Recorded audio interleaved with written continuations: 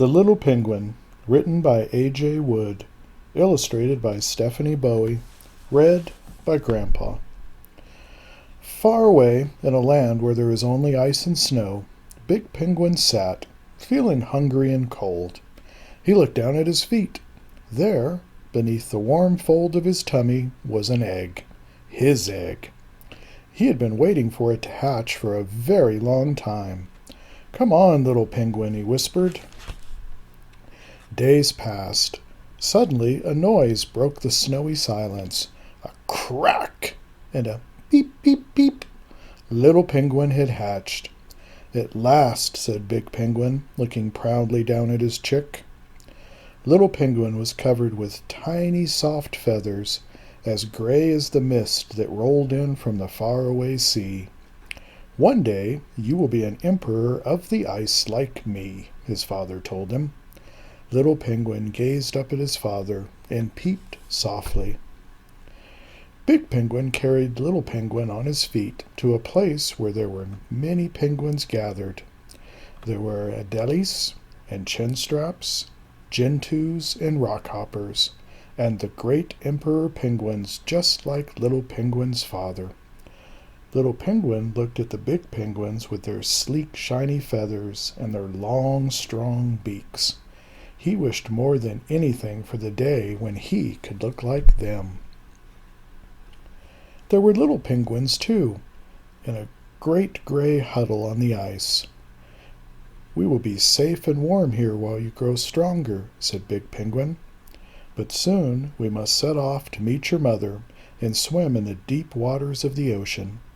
Stay close, little penguin, for it is cold and lonely out on the big ice plain. It is easy to get lost."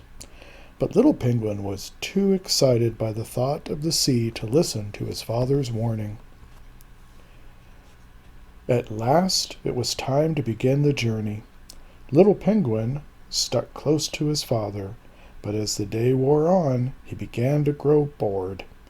Ahead he spied a great bank of snow with a strange creature sitting on top.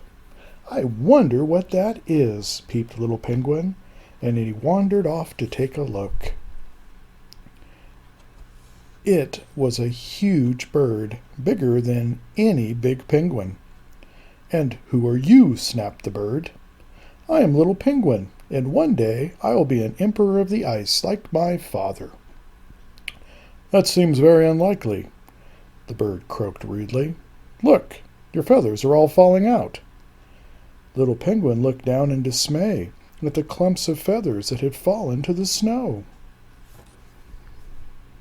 He peeped for his father, but there were no penguins in sight.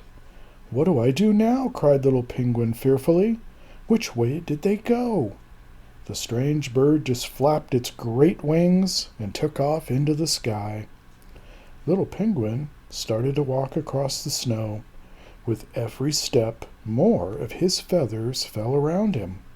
"Soon I will have no feathers left at all," he peeped sadly. Little Penguin felt as though he had been walking for weeks when he came across a baby seal. "Who are you?" asked the seal. "I am Little Penguin, and I am trying to find the faraway sea before my feathers fall out." "Well, then you'd better hurry up," said the seal, "for you will surely freeze once your feathers are all gone." So Little Penguin walked on, even as night fell. Then he noticed something strange in the distance. It looked like a giant sheet of ice, but it shimmered and rippled in the moonlight.